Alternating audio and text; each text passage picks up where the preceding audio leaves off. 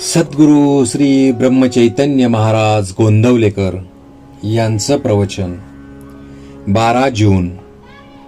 परमार्थ साधने हाच आपल्या जन्माचा खरा हेतू. द्वैतामध्ये दुःख आहे तर एकामध्ये सुख आणि आनंद आहे. आपण एकामध्ये राहिलो तर आनंद मिळेल. हे जगत पुष्कळ भासले तरी ते एकच आहे. प्रपंचाच्या 10 दिशा आहेत, पण परमार्थाची मात्र एकच दिशा आहे. तिच्याकडे आपण लक्ष लावावे.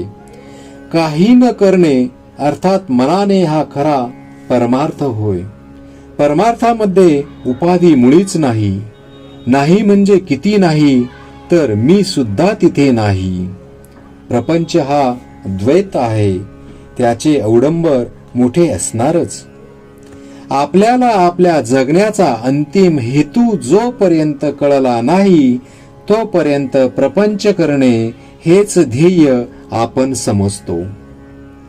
वास्तविक मनुष्य प्राणी हा देह आणि मन दोन्ही मिळून आहे, म्हणून त्याने ऐहिक आणि परलौकिक दोन्ही गोष्टी साधल्या पाहिजेत. परमार्थ साधने हाच आपल्या जन्माचा खरा हेतू आहे. व्यवहारात द्वैताशिवाय आनंद नाही. म्हणून परमार्थात मानसपूजेत पहिल्याने मी आणि परमात्मा अशा द्वैताने सुरुवात करावी लागते. जोपर्यंत परमार्थ आपल्या हाडीमाशी खेळला नाही तोपर्यंत आपल्याला वचनाची गरज आहे. त्यापासून साधनाला जोर येतो. मन भगवंताकडे गुंतविण्यासाठी काय करावे हे पहावे. एक बाप आपल्या मुलाला पोहायला शिकवित होता. बापाने मुलाला पहिल्या प्रथम घोट्या इतक्या पाण्यात आणले, नंतर ढोपरा इतक्या पाण्यात आणले, नंतर थोडे आणखी पुढे आणले आणि एक दिवस त्याने मुलाला पाण्यात खेचून घेतले. त्याप्रमाणे आपले गुरु आपल्याला परमार्थ शिकवित असतात. आपण पाण्यात मात्र उतरले पाहिजे. देहाने प्रपंच केला पण तो फळाला येत नाही, म्हणून संतांनी नामस्मरणाचा मार्ग सांगितला. पण आमचे शहाणपण, आमचा अभिमान नाम घेण्याच्या आड येतो, त्याला काय करावे? हा अभिमान दुसरा कुणी उत्पन्न करतो असे थोडेच आहे. आपल्या ध्यानातही येत नाही. इतके सूक्ष्म असे वासनेचे बीज आपल्यात कुठेतरी दडलेले असते.